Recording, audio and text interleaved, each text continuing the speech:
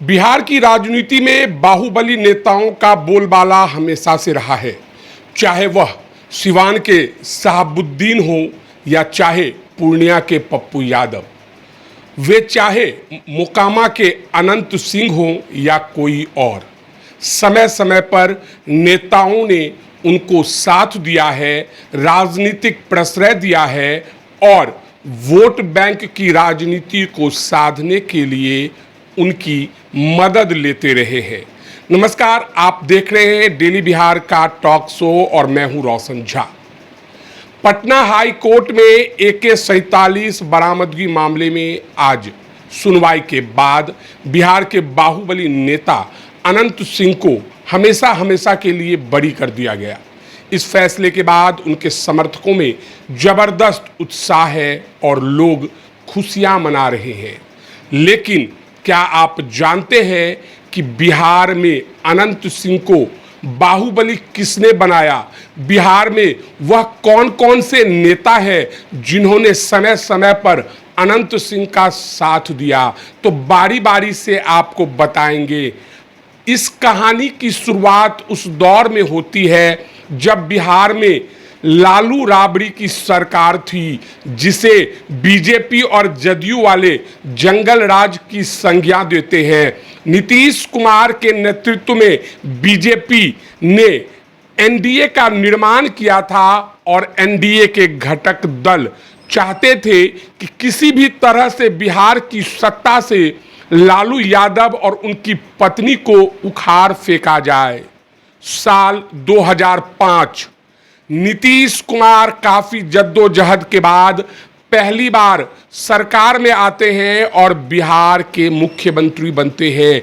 यह वही साल है जिस साल पहली बार जदयू के टिकट पर बाहुबली नेता अनंत सिंह मोकामा से बिहार विधानसभा पहुंचते हैं और विधायक बनते हैं। अगले पंचवर्षीय 2010 की बात करें तो जदयू ने उन्हें दोबारा टिकट दिया। लोगों का मानना है कि अनंत सिंह उस दौर में नीतीश कुमार के खासम खास हुआ करते थे। नीतीश कुमार के मुख्यमंत्री आवास पर जाने के लिए और नीतीश कुमार से मिलने के लिए अनंत सिंह को ना तो कोई रोकता था और ना ही कोई टोकता था। यही कारण है कि एक बार विधानसभा चुनाव के दौरान अनंत सिंह ने नीतीश कुमार को पैसे से तौल दिया था। जी हां, तराजू के एक पलड़े पर नीतीश कुमार को बिठाया गया था और दूसरे पलड़े पर पैसे से उन्हें तौला गया था।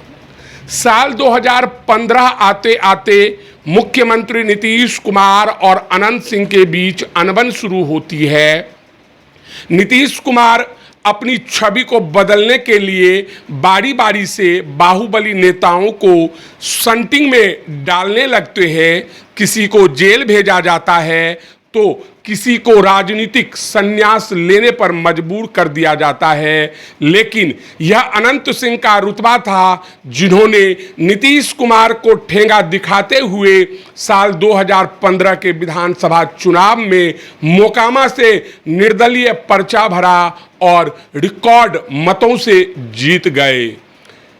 आखिरकार अनंत सिंह तीसरी बार बिहार विधानसभा पहुंचे। नीतीश कुमार से उनकी दुश्मनी शुरू हो चुकी थी। वे फिर से विधायक बन चुके थे। अब बिहार की राजनीति में एक नया करवट लिया जा रहा था। साल 2019 की बात करें तो लोकसभा चुनाव में अनंत सिंह कांग्रेस के टिकट पर चुनाव लड़ते हैं, महागठबंधन में शामिल होते हैं। लेकिन बिहार के वरिष्ठ नेता और जदयू के पूर्व राष्ट्रीय अध्यक्ष राजीव रंजन सिंह उर्फ ललन सिंह से बुरी तरह हार जाते हैं।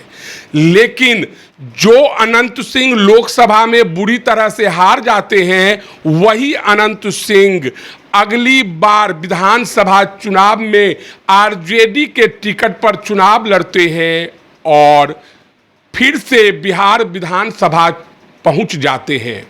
ललन सिंह, नीतीश कुमार और आरसीपी सिंह को यह नागवार गुजरता है और राजनीतिक गलियारों में विशेषज्ञों की बात पर विशेष करें तो अनंत सिंह को साइड करने के लिए आरसीपी सिंह की बेटी और आईपीएस अधिकारी लिपि सिंह को एसपी बनाकर मोकामा भेजा जाता है।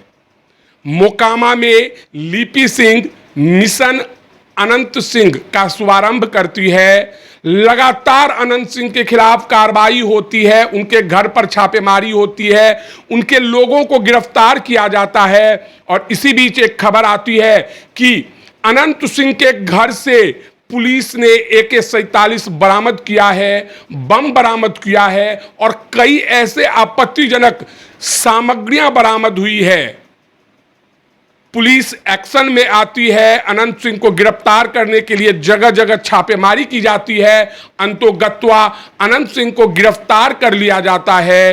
अनंत सिंह की इस मामले में सुनवाई होती है और निचली अदालत द्वारा 10 साल की सजा देने के बाद उनकी विधायकी खत्म हो जाती है।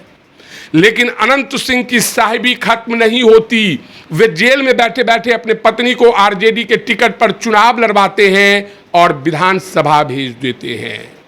इसी बीच बिहार की राजनीति में एक नया मोड़ आता है और नीतीश सरकार बीजेपी का साथ छोड़कर आरजेडी के साथ गठबंधन करती है और बिहार में दूसरी बार महागठबंधन की सरकार बनती है।